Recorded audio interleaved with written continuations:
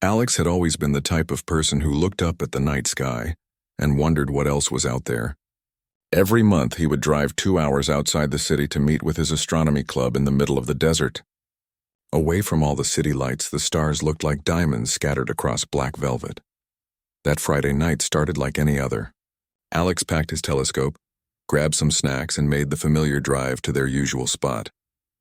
The desert was quiet except for the gentle wind and the distant sound of his fellow astronomy enthusiasts setting up their equipment. But Alex was different from the others. While they liked to gather in groups and point out constellations, he preferred to wander off by himself. There was something peaceful about being alone under the vast sky, just him and the universe having a quiet conversation. Around 10:30, Alex had moved about 50 yards away from the main group. He was adjusting his telescope, trying to get a better look at Saturn's rings when something caught his attention. Strange lights were moving across the sky in a pattern he had never seen before. They weren't airplanes or helicopters. These lights moved with purpose, stopping and starting in ways that defied everything he knew about aircraft. He quickly pointed his telescope toward the lights, his heart beating faster with excitement. Through the lens, he could see 3 bright objects moving in perfect formation. They would hover for a few seconds, then shoot across the sky at impossible speeds, only to stop again as if they were observing something below. Alex was so focused on the lights that he didn't notice someone approaching until he heard footsteps on the sandy ground behind him. He turned around and saw a figure walking toward him from the darkness. As the person came closer, he realized it was a young woman, probably around his age. But there was something unusual about her. She moved with a grace that seemed almost weightless, and her clothes caught the moonlight in a way that made them shimmer like water. Her hair was long and dark, and when she finally came close enough for him to see her face clearly, Alex felt his breath catch in his throat. She was beautiful, but not in the typical way. There was something otherworldly about her features, as if she belonged in a painting rather than standing in the middle of a desert at night. Her eyes seemed to hold depths that went on forever, and when she smiled, it was like watching the first star appear at dusk. "Interesting night for stargazing," she said, her voice carrying an accent that Alex couldn't place. It wasn't quite European, not Asian, not anything he could identify. "Mind if I join you?" Alex nodded, suddenly feeling tongue-tied. "Of course. I'm Alex. You can call me Luna," she replied, looking up at the sky. "Those lights you were watching, what do you think they are?" Alex was surprised. How did she know what he had been looking at? "I'm not sure. They don't move like any aircraft I've ever seen." Luna smiled again, and Alex felt a strange tingling sensation, as if the air around them had become charged with electricity. "Perhaps they're visitors," she said casually. "Travelers from somewhere far away." "You mean like from space?" Alex laughed nervously. "I'm a pretty logical guy. I believe in science, evidence, that sort of thing." "Science is wonderful," Luna agreed, walking closer to his telescope. "But sometimes the most logical explanation is the one that seems impossible." "May I?" She gestured toward the telescope, and Alex nodded. As she leaned forward to look through the eyepiece, he caught a faint scent that reminded him of ozone after a lightning storm, mixed with something floral that he couldn't identify. "Your telescope is well calibrated," she said after a moment. "You're looking at Saturn, but did you know that 3 of its moons are perfectly aligned tonight? Most people need much more powerful equipment to see that." Alex frowned. He had been studying astronomy for years, and he was pretty sure that wasn't visible with his telescope. "Are you sure?" "I don't think my scope is powerful enough to—" "Look," Luna said, stepping aside. Alex bent down to the eyepiece, and his jaw dropped. There, as clear as if he were using a professional observatory telescope, were Saturn's moons in perfect alignment. The detail was incredible, far beyond what his equipment should have been capable of showing. "How is that possible?" he whispered. "Sometimes we see what we need to see," Luna said mysteriously. "Tell me, Alex, do you ever feel like you don't quite belong here? Like you're meant for something bigger?" The question hit Alex like a punch to the stomach. It was something he had felt his entire life but had never put into words. Growing up, he had always felt different from his friends and family. While they were concerned with everyday problems, Alex found himself wondering about the mysteries of the universe, about life on other planets, about whether humans were alone in the cosmos. Every day, he admitted, surprised by his own honesty. "How did you know?" Luna turned to face him fully, and in the moonlight, her eyes seemed to sparkle with an inner light. Because I feel the same way. I've traveled very far, and I've learned that the universe is much more connected than most people realize. We're all made of the same stardust, after all. Where are you from? Alex asked. Something about the way she spoke made it sound like she really had traveled great distances. Many places, Luna said vaguely. My family moves around a lot. We're researchers, you could say. We study different cultures, different ways of life. That sounds fascinating. What kind of research? Luna was quiet for a moment, as if choosing her words carefully. We study how different communities interact with their environment, how they solve problems, how they treat each other when they think no one is watching. As they talked, Alex noticed that the other astronomy club members seemed to have packed up their equipment. He hadn't realized how much time had passed. The desert had grown quieter, and the temperature had dropped several degrees. I should probably head back, Alex said reluctantly. But would you like to meet up again sometime? Maybe we could go to the planetarium downtown, or... I'd like that very much, Luna said, and her smile made Alex's heart skip a beat. I have a feeling we have a lot more to talk about. She reached into her pocket and pulled out what looked like a small, smooth stone. Here, she said, placing it in Alex's palm. Something to remember tonight by. The stone was warm to the touch and seemed to pulse with a faint light. Alex looked up to thank her, but Luna had already started walking back toward the darkness. Her figure seemed to shimmer in the moonlight, and within moments, she had disappeared completely into the night. Alex stood alone in the desert, holding the strange stone and wondering if the entire encounter had been real. But when he looked through his telescope again, Saturn's moons were still perfectly visible, still aligned in ways that should have been impossible with his equipment. As he packed up his gear, Alex couldn't stop thinking about Luna's words about travelers from far away, about feeling like you don't belong. For the first time in his life, he had met someone who seemed to understand that feeling of being different, of searching for something more. The drive home felt like a dream, and Alex found himself gripping the warm stone Luna had given him, wondering when he would see her again and what other mysteries she might reveal. The next morning, Alex woke up wondering if the entire encounter had been a dream. But when he reached into his pocket, the smooth stone Luna had given him was still there, warm against his fingers. He held it up to the morning light streaming through his bedroom window, and it seemed to glow with a soft, inner radiance. Alex couldn't concentrate on anything that day. At work, he found himself staring out the window, replaying every moment of his conversation with Luna. His coworkers noticed his distracted behavior, but he couldn't explain what was bothering him. How do you tell someone you met a mysterious woman in the desert who somehow made your telescope show impossible details of Saturn's moons? By Tuesday, Alex had convinced himself he needed to find Luna again. He had no phone number, no last name, no way to contact her. But something inside him said he would see her again soon. He was right. That evening, Alex decided to visit the downtown planetarium. He often went there when he needed to think, sitting in the dark dome while recorded voices explained the mysteries of the cosmos. As he walked up the steps to the main entrance, he saw a familiar figure standing by the information desk. Luna was there, studying a display about recent space discoveries. She looked exactly as he remembered, except now she was wearing normal street clothes. Still, there was something about the way she moved, the way she held herself, that made her stand out from everyone else in the busy lobby. Luna, Alex called out, his heart racing with excitement and relief. She turned and smiled, and Alex felt that same electric feeling in the air around them. Alex, what a pleasant surprise. I was hoping I might run into you again. They spent the next 2 hours walking through the planetarium exhibits together. Luna's knowledge of astronomy was incredible. She knew details about distant galaxies that Alex was sure weren't in any textbooks. When they stopped in front of a display about exoplanets, Luna began describing them as if she had personally visited each one. This one, she said, pointing to an artist's rendering of a planet with 2 suns, has the most beautiful sunsets. The sky turned 7 different colors as the twin stars set behind the mountains. Alex stared at her. How could you possibly know that? I mean, we've only discovered that planet exists. No one has ever seen its surface. Luna paused, as if realizing she had said too much. I read a lot, she said quickly. Scientific journals, research papers. I have access to information that isn't widely available yet. Over the following weeks, Alex and Luna began meeting regularly, sometimes at coffee shops downtown, sometimes at the park, once at Alex's apartment where she marveled at his collection of astronomy books and equipment. Each time they met, Luna would share stories that sounded like science fiction but felt absolutely real. She told him about places where the gravity was so light that people could jump 50 feet in the air.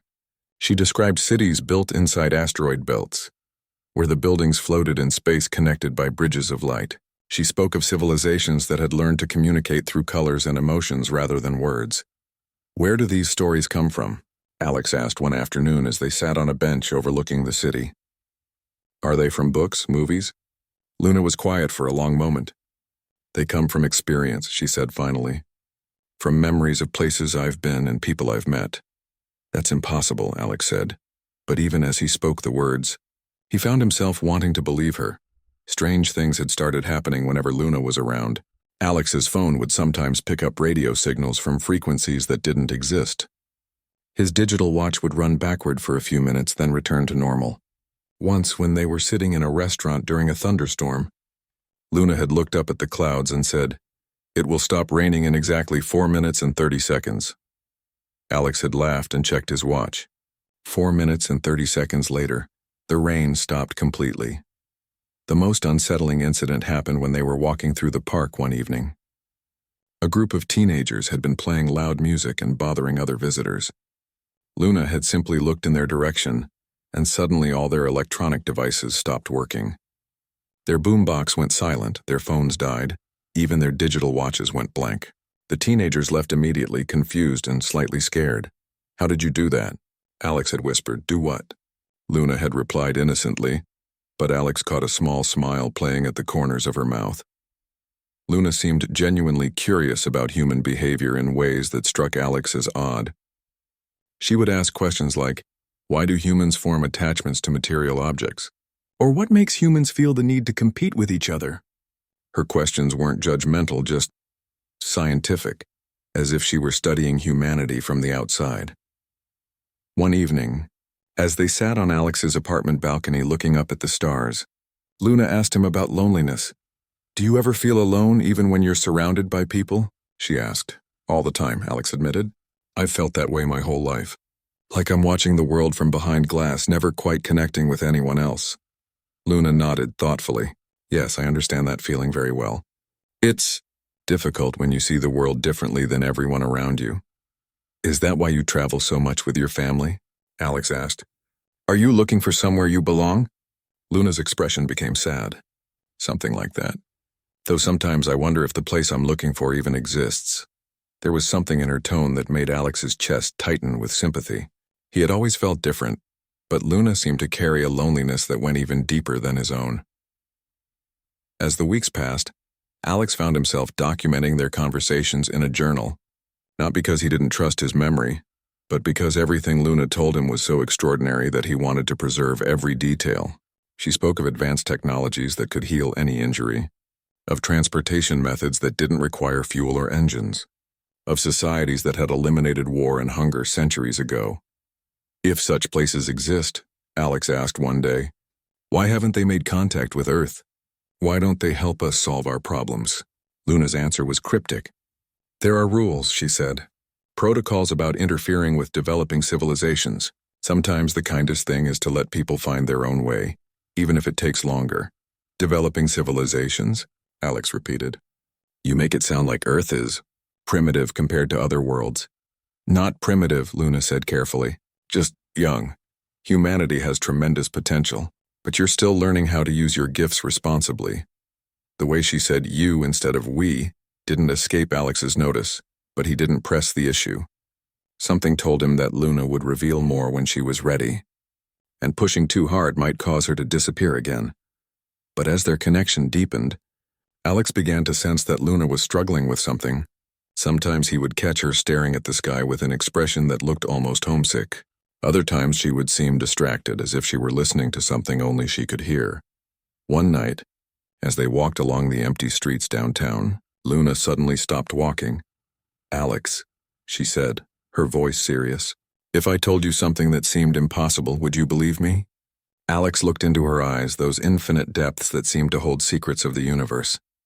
"I don't know," he said honestly, "but I'd listen. And I'd try. Luna smiled, but it was a sad smile. "That's all anyone can ask for," she whispered. The night everything changed started like any other evening Alex and Luna had spent together. She had called him around sunset, asking if he wanted to watch the meteor shower that was supposed to peak after midnight. Alex had been tracking this particular shower for weeks, and he was excited to share it with someone who appreciated the wonders of the night sky. They met at Alex's apartment building and climbed the stairs to the roof. Alex had been coming up here since he moved in 2 years ago. The landlord didn't officially allow roof access, but Alex had discovered that the door was always unlocked, and the view of the city and sky was too good to resist. Luna seemed different that night.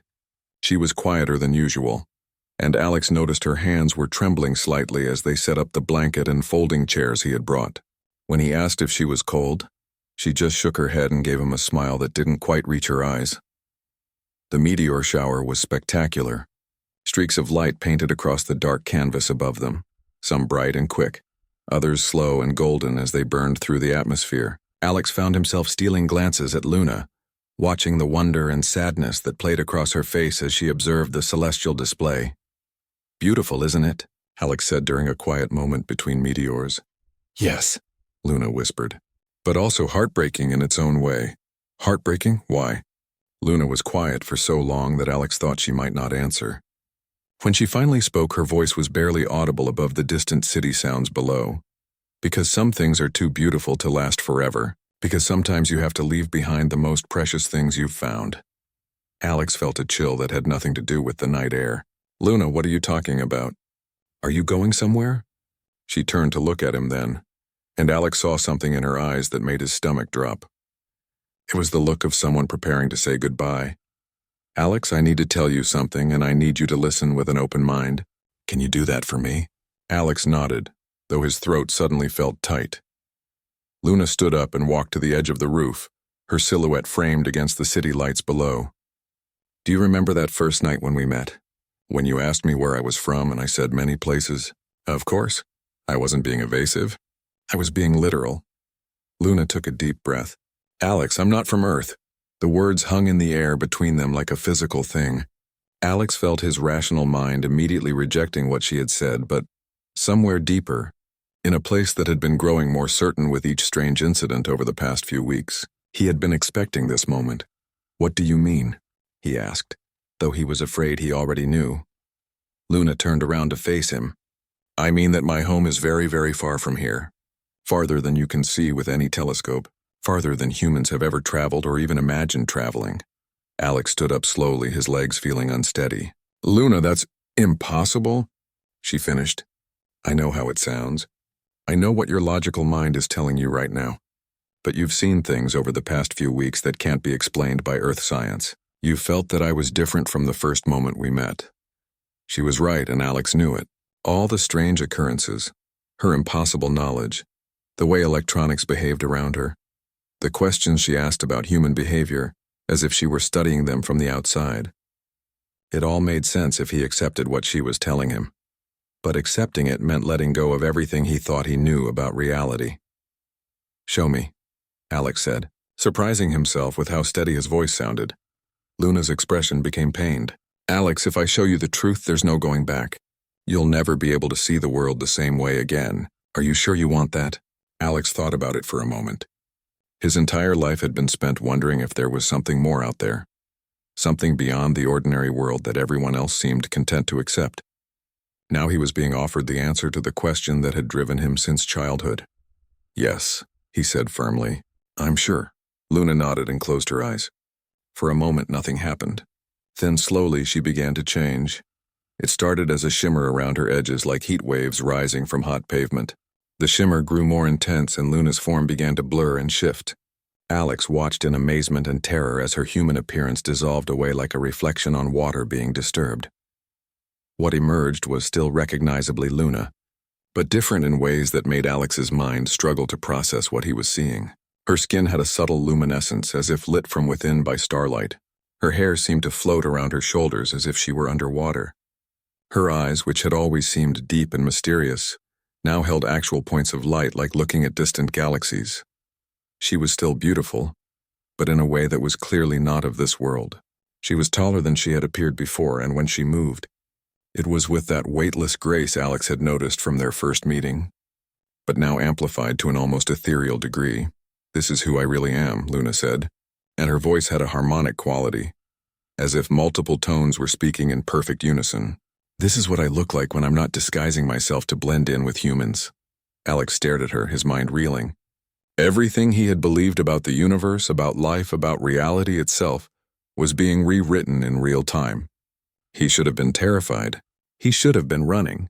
Instead, he felt a strange sense of completion, as if a puzzle he had been working on his entire life had finally revealed its solution. "How is this possible?" he whispered. Luna's expression softened. "My people have been observing Earth for many cycles of your planet's rotation around your star. We study developing civilizations to understand how intelligence evolves, how societies grow and change. It's important work that helps us understand our own place in the cosmos. So you're here as a scientist? A researcher?" "I was," Luna said, and there was pain in her harmonious voice. "I was assigned to study human behavior, human emotions, human connections, to observe and report back to my people about whether your species was ready for contact with the broader galactic community." Alex felt his heart sink. "Was past tense?" Luna looked away. "Something happened that my people didn't expect, that I didn't expect. Somewhere in the process of studying humans, of studying you, I began to experience something that my species considers problematic." "What?" Luna met his eyes again, and Alex saw vulnerability there that transcended species. "I began to feel connected to you in ways that go beyond scientific observation. Your people have a word for it that my people don't really understand. You call it love." The word hit Alex like a physical force. He had been falling in love with Luna too, but he had been afraid to admit it even to himself. The idea that she might be feeling the same thing, despite the impossible barrier of species and worlds, made his heart race. "Luna," he said, stepping closer to her. She held up a hand to stop him. "There's more you need to know. My people have been sending signals. My assignment is complete, and I'm expected to return home soon. If I don't respond to their signals, they will come looking for me." "When?" Alex asked, dreading the answer. "Soon," Luna said, her luminescent form seeming to flicker with emotion. "And Alex, there are consequences for what has happened between us. My people have strict protocols about emotional attachments to subjects of study. If they discover what I'm feeling, what we both are feeling, the penalties could be severe." Alex felt the weight of the situation settling on his shoulders. He had found the most incredible thing in the universe, proof that life existed beyond Earth, and a connection with someone from that life that defied every law of probability. And now he was going to lose it all. "There has to be something we can do," he said desperately. "Some way to make this work." Luna's form seemed to grow brighter, as if his hope was feeding her own. "I don't know," she said. "But I do know that what we have found together is more precious than anything I've ever experienced. And I'm not ready to give it up without exploring every possibility." As if responding to her words, a meteor blazed across the sky above them, brighter and longer lasting than any they had seen that night. Alex took it as a sign that the universe itself was acknowledging the significance of this moment. Standing on the rooftop under the meteor shower, with Luna in her true form glowing beside him, Alex felt as if he were standing at the threshold of an entirely new chapter of existence. Whatever came next, whatever challenges they would face, he knew that his life had been forever changed by this revelation. The ordinary world he had known was gone, replaced by something infinitely more complex and wonderful and terrifying, and for the first time in his life, Alex felt truly, completely awake. The days following Luna's revelation were the strangest of Alex's life. He would wake up each morning wondering if the entire experience had been an elaborate dream. But then he would remember the way Luna had looked in her true form, glowing under the starlight, and he knew it was all real. Alex couldn't focus on work. He would sit at his desk, staring at his computer screen, but his mind was thousands of light years away. His co-workers started asking if he was feeling okay. His boss pulled him aside to express concern about his recent performance. Alex made excuses about not sleeping well, which wasn't entirely untrue. How could he sleep when his entire understanding of reality had been turned upside down? But the hardest part wasn't accepting that Luna was from another world. The hardest part was the growing certainty that he was going to lose her. Luna had explained that her people operated on strict schedules. Her assignment on Earth had been planned down to the day, and that day was rapidly approaching. She showed Alex a device that looked like a small, translucent crystal. When she held it in her palm, it pulsed with soft blue light. "This is how they communicate with me," she explained. "Each pulse is a signal from my home world. The closer the pulses get together, the more urgent their request for my return becomes." Alex watched the crystal with growing dread. When Luna had first shown it to him, the pulses came about once every hour. Now, just 3 days later, they were coming every few minutes. "What happens if you don't go back?" Alex asked, though he was afraid to hear the answer. Luna's expression grew troubled. "I would become what my people call lost, cut off from my family, my culture, everything I've ever known. And there would be consequences for them too. My family unit would be questioned, possibly punished for failing to properly prepare me for this mission. But what if we could find a way to convince your people that Earth is ready for contact? What if we could show them that humans are more advanced than they think?" Alex had been thinking about this possibility constantly. In his more optimistic moments, he imagined himself as humanity's first ambassador to an alien civilization. He pictured Luna's people recognizing the potential in human society and allowing her to stay as a permanent liaison. Luna smiled sadly at his enthusiasm. "Alex, it's not that simple. The decision about when to make contact with the developing world isn't made lightly. My people have observed hundreds of civilizations over thousands of years. They have protocols, procedures, careful guidelines about when a species is ready. But surely there are exceptions." Special circumstances? "There are," Luna admitted. "But those decisions are made by our highest councils, not by individual observers like me. And Alex, there's something else. The fact that I've developed personal feelings for you, for your species, actually makes my reports less valuable to them. They need objective analysis, not emotional attachment." That night, Alex lay in bed staring at the ceiling, trying to think of solutions. He had always been good at solving problems, finding creative approaches to difficult situations. But this problem felt impossible. How do you bridge the gap between two entirely different worlds? The next morning, Alex did something that would have seemed crazy to him just a week earlier. He started researching every reported alien encounter he could find. He spent hours reading testimonies, watching documentaries, studying photographs that claimed to show extraterrestrial visitors.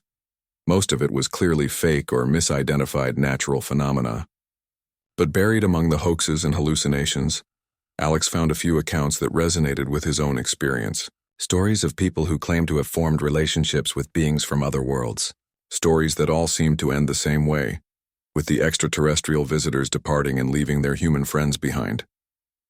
Alex felt a growing sense of desperation. Was he destined to become just another person with an impossible story that no one would believe? Luna visited him every day, and Alex could see the conflict in her eyes growing stronger. She was torn between her duty to her people and her feelings for him. Sometimes she would start to say something, then stop herself, as if she were afraid that speaking her thoughts would make them too real. "Tell me about your home," Alex said one afternoon as they sat in the park where they had spent so many hours talking. "What's it like?" Luna's luminescent features, which she no longer bothered to disguise when they were alone, grew wistful. "It's beautiful in ways that are difficult to describe using your language. We live in harmony with our environment in ways that your people are still learning. There's no pollution, no waste, no conflict over resources because we've learned to work with natural systems rather than against them. It sounds perfect. It is, in many ways, but Alex, perfection can be lonely too. My people value knowledge and wisdom above all else. Personal relationships, individual desires, these things are seen as complications, distractions from higher purposes." Alex felt a surge of understanding. "That's why you connected with me, isn't it? Because I understand what it feels like to be lonely even when you're surrounded by others." Luna nodded.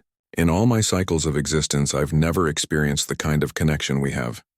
My people would say it's a weakness, a failure of discipline, but it feels like the most important thing I've ever discovered." As the crystal's pulses grew more frequent, Luna became increasingly agitated. She would sometimes stop in the middle of conversations, her head tilted as if listening to something Alex couldn't hear. "They're not just asking for reports now," she explained one evening. "They're giving direct orders to return. If I don't comply soon, they'll send others to retrieve me. What would happen then? I don't know. It's never happened before. No observer has ever refused to return from an assignment. That night, Alex made a decision that surprised even him. He was going to document everything. If Luna left and he became just another person with an unbelievable story, at least he would have evidence of what had happened between them. He started writing everything down in detail. Every conversation they had shared, every strange phenomenon he had witnessed, every moment of connection they had experienced. He wrote about the way Luna's eyes reflected starlight, about her impossible knowledge of distant worlds, about the way she had changed his understanding of what it meant to be human. But as Alex wrote, he realized he wasn't just creating a record of their time together, he was also processing his own transformation. The shy, lonely man who had met Luna that first night in the desert was gone, replaced by someone who had experienced love that transcended species, someone who had been trusted with secrets of the universe. When Luna read what he had written, tears began to flow from her luminous eyes. Alex had never seen her cry before, and the sight broke his heart. "You've changed me too," she whispered. "Before I met you, I thought love was just a chemical reaction, a biological imperative for species survival. I didn't understand that it could be a force of creation, something that makes both people more than they were alone." The crystal in Luna's palm was now pulsing constantly, its blue light urgent and demanding. They both knew their time was running out. "Luna," Alex said, taking her glowing hands in his ordinary human ones. "Whatever happens, whatever you decide to do, I want you to know that meeting you has been the most incredible experience of my life. You've given me something I never thought I'd find." "What's that?" "Proof that love really can exist anywhere in the universe. That connection and understanding can bridge any gap, even the space between worlds." Luna's form brightened, as if his words were feeding some inner light. "Alex, there might be one possibility I haven't told you about. It's dangerous and the chances of success are very small, but—" "Tell me," Alex said, hope rising in his chest.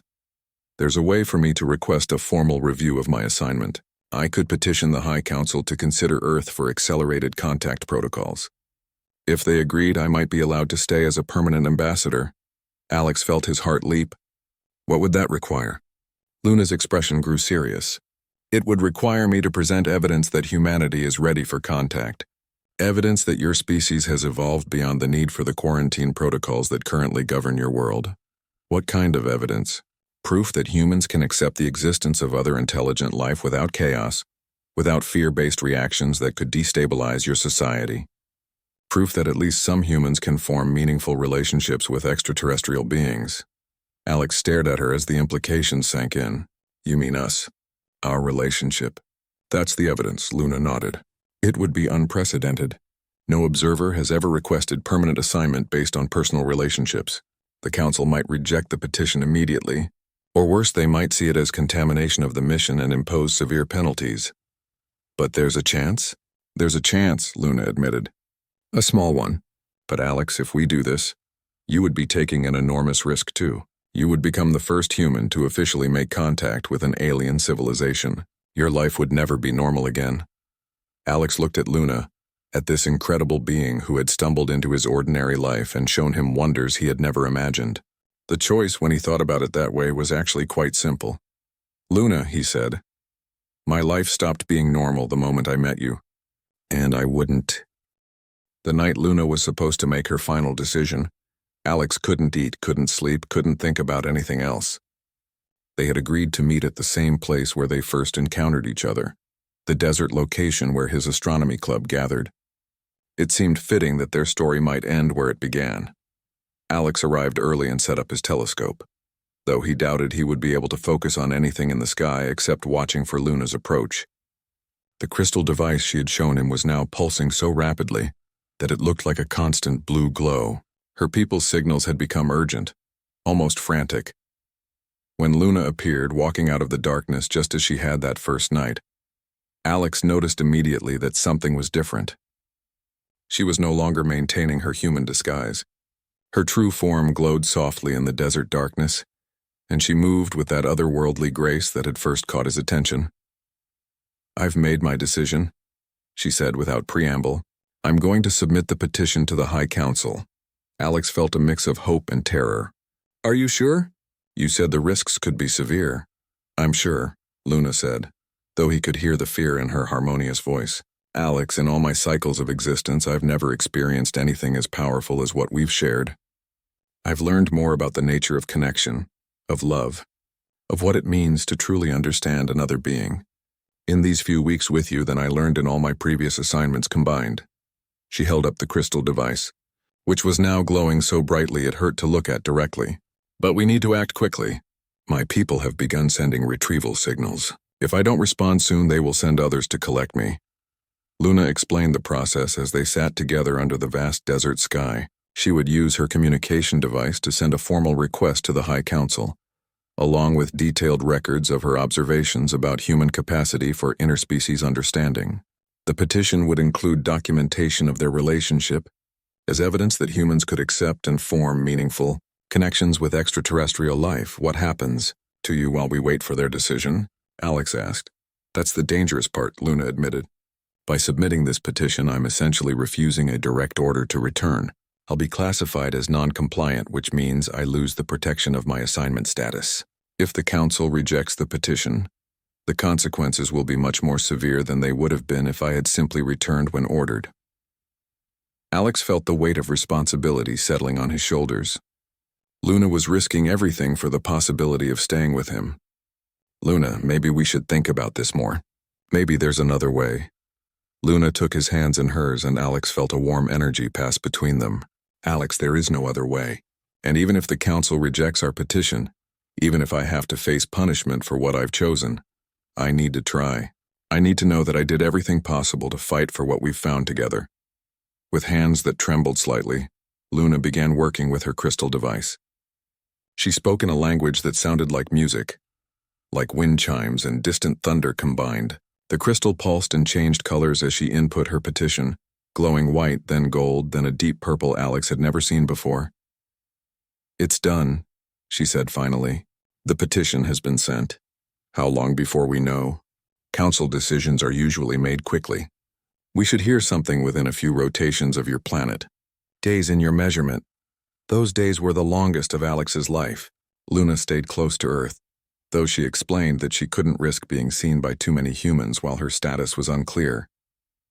They spent most of their time in Alex's apartment or in remote areas where they could talk without attracting attention. Luna told him more about her civilization during those waiting days.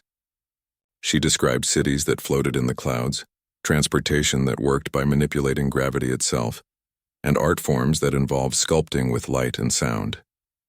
She spoke of her family, beings who had lived for thousands of Earth years and accumulated wisdom that spanned multiple civilizations.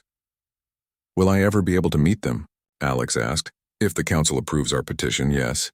But Alex, you need to understand that even if they allow me to stay, your life will change in ways you can't imagine. You'll become part of something much larger than Earth, much larger than human civilization. That doesn't scare me, Alex said. Being ordinary was what scared me. Spending my whole life wondering if there was something more out there. Now I know there is, and I know I'm part of it. On the third night of waiting, the crystal device began behaving differently. Instead of the rapid pulsing they had grown accustomed to, it began emitting a steady, pure tone. Luna stared at it with an expression Alex couldn't read. What does that mean? He asked, though something in Luna's posture made him afraid of the answer. It means the Council has reached a decision, Luna said quietly. And they want to communicate directly. Luna held the crystal up to the sky, and suddenly the desert around them was filled with light. Not harsh artificial light, but something soft and natural, like moonbeams concentrated into visible form. In the center of this light, shapes began to appear. Alex found himself face to face with Luna's people for the first time. They appeared as projections, but so detailed and realistic that he could see the subtle play of light across their luminescent features. There were 5 of them arranged in a semicircle, and they all possessed the same ethereal beauty that Luna had shown him, though each was unique in their coloring and the patterns of light that moved across their skin. One of them, who seemed to be the eldest based on the complexity of the light patterns around her, spoke in that musical language Luna had used. Luna responded, and Alex could hear the tension in her voice even though he couldn't understand the words. The conversation continued for several minutes, with Luna occasionally gesturing toward Alex. He felt completely out of his depth. standing there in his ordinary human clothes while these beings of light discussed his fate and Luna's, in a language that sounded like the cosmos singing to itself. Finally, the eldest being addressed Alex directly, and he was amazed to discover that he could understand her, as if her words were being translated directly into his mind. "Alex of Earth," she said, "you have formed a connection with one of our observers that is unprecedented in our history. Luna, who studies stars, has petitioned for permission to remain with your species, to serve as a bridge between our peoples." Alex found his voice, though it sounded shaky compared to the perfect harmonies of Luna's people. "Yes, that's correct. This decision carries great risks for both our civilizations. Contact between developing and advanced species has historically led to disruption and conflict. Do you believe your people are ready for knowledge of our existence?" Alex thought about the question seriously. He thought about humanity's history of fear and violence when confronted with anything different or unknown. But he also thought about the capacity for wonder he had seen in his fellow astronomy club members, the curiosity and openness that had led him to Luna in the first place. "I think some of us are ready," he said honestly, "and I think the rest could learn to be ready, with the right guidance." With Luna's help, the council members spoke among themselves for a moment in their musical language. Then the eldest turned back to Alex and Luna. "We have decided to grant a limited trial period," she announced. "Luna, who studies stars, may remain on Earth for one full cycle of your planet around your star. During this time, she will serve as our first official contact with humanity, beginning with a small group of individuals deemed suitable for first contact." Alex felt his heart soar, but the elder wasn't finished. "However, this arrangement is conditional. If at any point during this trial period we determine that contact is causing harmful disruption to your species or ours, Luna will be recalled immediately. And Alex of Earth, you will serve as humanity's first ambassador to our civilization. This is not a role to be taken lightly." Luna's form blazed with joy so bright that Alex had to shield his eyes. When she dimmed back to her normal radiance, she was crying tears of pure light. "Thank you," she whispered to the council. "Thank you for giving us this chance." The elder's expression softened. "Love that can bridge the space between worlds is not something to be dismissed lightly, Luna, who studies stars. We are curious to see what you and Alex of Earth can teach both our peoples about connection across differences." As the council's projections faded and the desert returned to its normal darkness, Alex and Luna stood together under the stars, holding each other and processing what had just happened. "We did it," Luna whispered against his shoulder. "We actually did it. What happens now?" Alex asked. "Now we begin the real work," Luna said. "We start by telling your astronomy club about their new member. And Alex will need to be very careful about how we introduce the idea of first contact to other humans. Not everyone will be as accepting as you were." Alex looked up at the night sky, which now seemed populated with infinite possibilities instead of distant, cold lights. Somewhere up there was Luna's home, a civilization that had existed for thousands of years and had now decided to take a chance on humanity because of the connection they had found together. 6 months later, Alex published the first in a series of scientific papers that would